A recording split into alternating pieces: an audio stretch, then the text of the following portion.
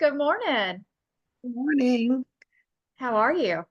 Yeah, I'm okay. We've got all our little things done this morning, so I have Locke. I told him I was going to be in a meeting, and he said, "You got your keys?" And I'm like, "No, it's a meeting on the computer." Yeah, the best kind, the best kind. All right, so you are our first caregiver spotlight in the Thrive community. Um, you want to tell us a little bit about yourself and your background? Okay, sure. Well, I'm a retired school teacher. I retired this year, and I'm in process of retirement, actually. I taught second grade for most of my career. I started out as kind of a case manager, though, but I'm an only child, and am I have three boys, and they don't live close, so they can't be a lot of help right now, but anyway, I'm on this new journey, so I'm so Yeah. glad to be here. I'm so glad that there is a site like this that can offer some encouragement and support. So Yeah, it's important because a lot of caregivers go unseen and unheard a lot of times because all the focus is on who is receiving the caregiving. So, and we're so glad you're here. You've already contributed so much to our community. Um, so, so what led you to becoming a family caregiver? well, on February 19th of last year, that was 24, I was teaching second grade math, and I got a phone call in the middle of my classroom, which normally I don't answer, but I saw that it was, uh, a number that is an emergency number. And my mom had fallen face first and hit the concrete. And she was 91. And she was just spry as can be. She was still driving. She was smart as a whip. She was starting to forget a few things and had asked me to start helping out with medications. But that day, I left my classroom. I told my kids, don't give the sub a hard time. I'll be back. And I never went back to my classroom again. And also never went back to my home again because it was there Wow. that, we started the caregiving journey. My dad has mild dementia, and he had quit driving a couple years ago. And so I had to step in and take care of him while mom was in the hospital. So that's when it all began. Wow. So you didn't just get caregiving for one, you got caregiving for two. Yeah. Gosh, bless your heart. So you're caring for your dad now, who is, I think, about to have a birthday? Yes. In a week, he'll be 90 years old. So Wow. Wow. You'll have to find out what the secret to long life is so you can share it really, with us. right. Gosh, that's amazing. So, what's the biggest challenge that you face, like on a day-to-day basis, being a caregiver for your dad?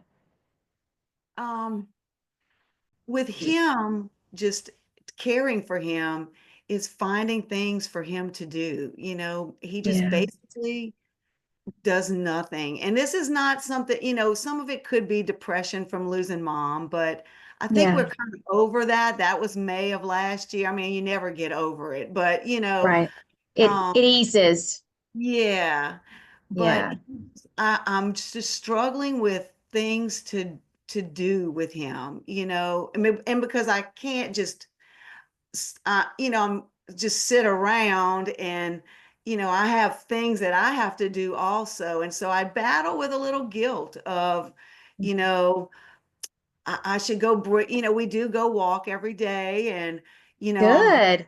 Well, so tell me, what's the one thing you wish others knew a little bit more about family caregivers? There's a lot of misconceptions out there. um, just that if you know somebody that is a caregiver, Mhm. that they really need a break. You know, just offer to, can I come, can I come just hang out with your dad a minute? And, and maybe you could go run to Walmart, or, I think that people don't understand how trapped you get as you can be, people don't understand you can't just go. Leave.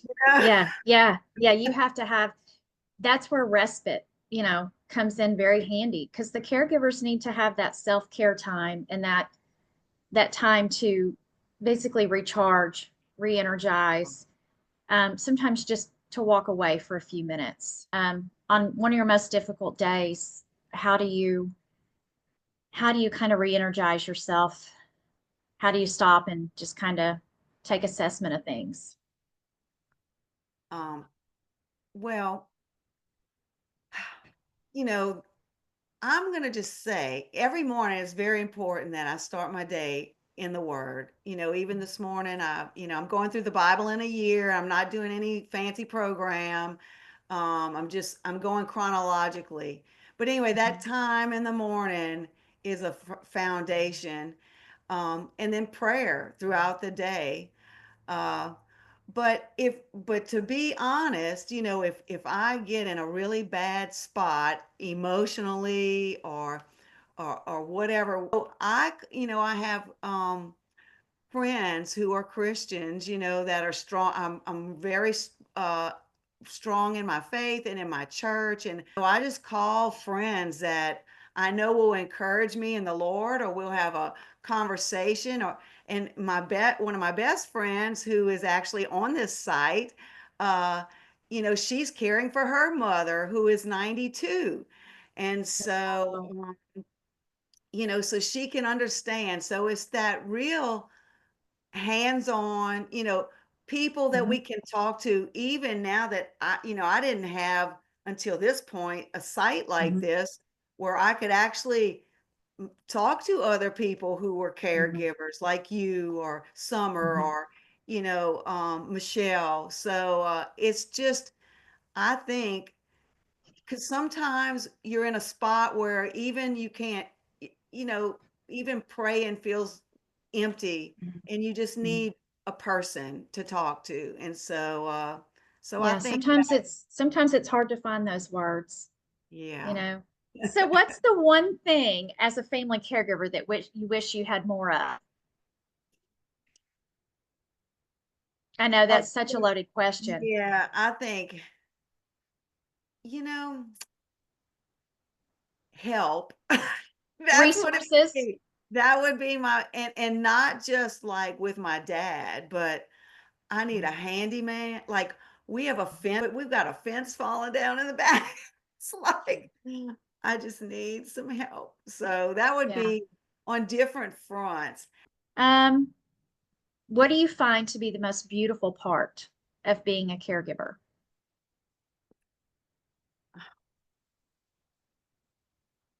Just knowing that that he doesn't have to worry. Now, there are different circumstance. Everybody has a different circumstance, and but I'm glad that I am able to be here with him in his home, and care for him.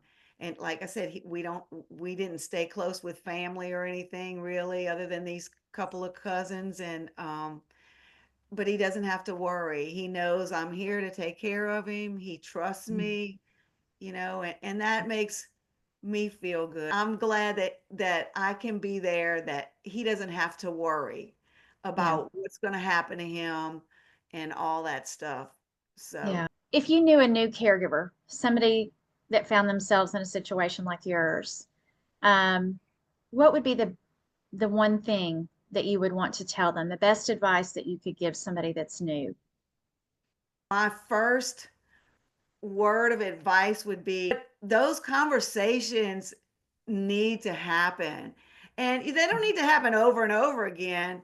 But hey, maybe do a supper night, and we're going to talk about this so that we don't have to talk about it ever again, or whatever, Right. But Right.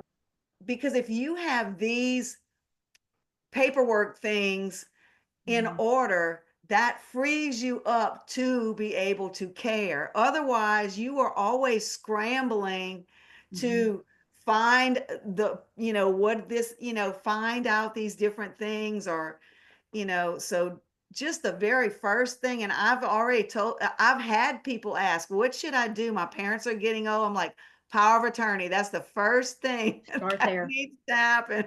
So last question. Okay. We talk in our Thrive Together community quite a bit about self-care for the caregivers. And I often say caregivers need caregivers because, you know, um, a lot of times we are the only source of help for that loved one. How do you have a self-care routine? Do you have certain things in place that allow you? I mean, I know your time in the scripture in the morning that obviously is a self-care time. But is there something that you have in place that kind of maybe could be advice to a caregiver? Well, so I'm not working at my job, teaching or whatever, but I was the leader of the Good News Club at our school. It's an after school club, teaching kids about Jesus in public school, Oh, but it's after school, but awesome. all legal. And but anyway, and so it doesn't have to be a faith-based activity.